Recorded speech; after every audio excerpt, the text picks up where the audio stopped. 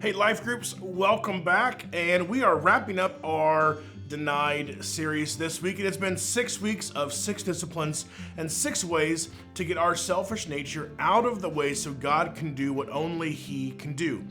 Throughout this series, we've talked about fasting, we've talked about resting, we've gotten silent, we've gotten alone, we've given in secret, and now we land on the one thing that ties them all together and possibly the hardest one of them all, and that is submission.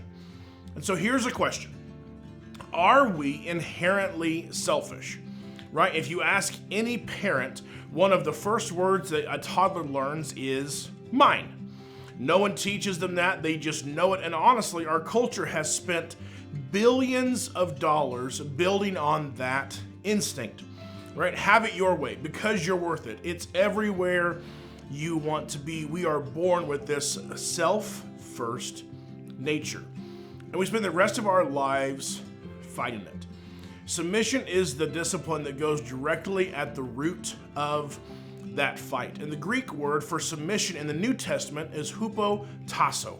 It's a military term where hupo means under and tasso it means to arrange.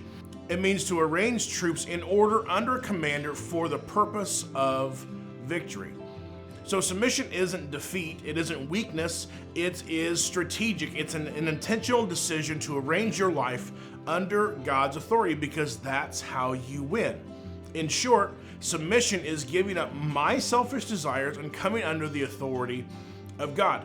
And we looked in 2 Chronicles 20 at King Jehoshaphat and he faced a nightmare scenario. Right? A massive coalition of armies was marching towards Judah and he was outnumbered and outmatched and he knew it. But instead of panicking, he showed us 4 moves of submission that would still work for us today. And the first move was that he sought God first. The text said that he resolved to inquire of the Lord. It wasn't panicked, not strategized, but resolved, firmly, deliberately to go to God before anything else. His second move was that he remembered past victories.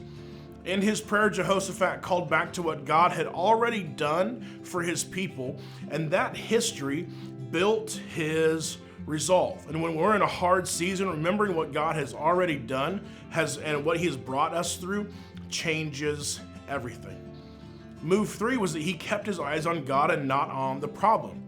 He said it plainly, we do not know what to do, but our eyes are on you. The eyes weren't on the enemy, they weren't on the odds, they were only on God.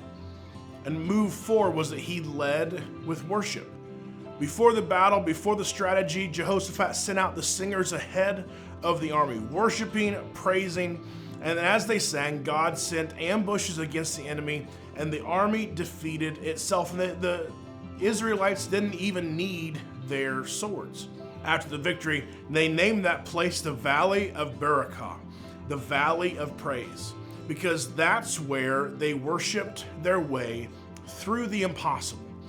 Submission is not about giving up, it's about taking your position, the right position, under the commander who never loses. Right? It takes trust, it takes strength, it takes humility, but when we submit, we don't fight alone, and that changes everything. So this week, what battle are you trying to fight on your own? And what would it look like to finally hand that over to the one who never loses? Enjoy your discussion today.